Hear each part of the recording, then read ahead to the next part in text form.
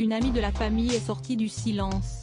Pour le journal Le Parisien, elle évoque la disparition du petit Émile et pour elle, il ne fait aucun doute qu'il ne s'agit pas d'une négligence de la part des grands-parents.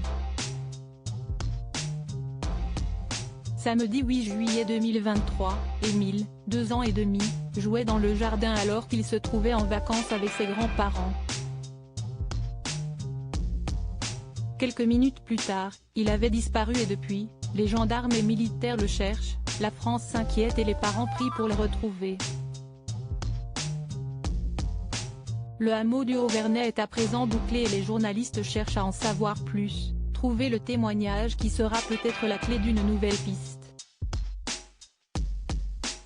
Et avec le Parisien qui s'est rendu sur place, s'y est plutôt une porte qui vient de se refermer, celle de la négligence. L'unité faisant la force, pas de tension, de reproches ou de culpabilisation entre les membres de la famille d'Émile, ce qu'a déjà laissé entendre le procureur de la République en charge de l'affaire hier soir lors de son point presse. Les parents ne blâment pas les grands-parents.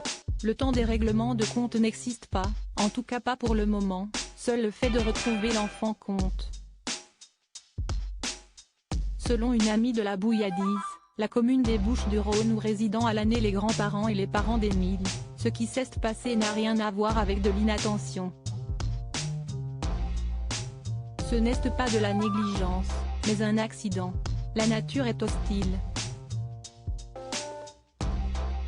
J'ai un petit garçon qui a exactement le même âge qu'Émile. Les petits sont attirés par la nature, ils sont en plein éveil. Lorsqu'ils aperçoivent une rivière ou tout autre élément naturel, ils y foncent, a-t-elle déclaré au journal. Des propos qui vont avec ceux des gendarmes qui parlaient il y a quelques jours d'Émile comme d'un suiveur de papillons. Pronostic vital engagé. Si l'on sait qu'à présent le pronostic vital de l'enfant est très engagé et que la piste privilégiée semble être celle d'un accident suivi de la dissimulation du corps, de gros moyens continuent d'être mis en œuvre pour retrouver le garçonnet. Les 30 bâtiments qui composent le hameau ont été totalement visités et les 25 personnes qui se trouvaient sur le hameau ont été entendues. 12 véhicules ont été visités et 12 hectares ratissés. Et ce n'est plus 15 enquêteurs qui seront sur l'affaire mais 21 cellules nationales d'enquête va être ouverte. Des moyens qui, on l'espère, aideront à résoudre cette bien triste affaire.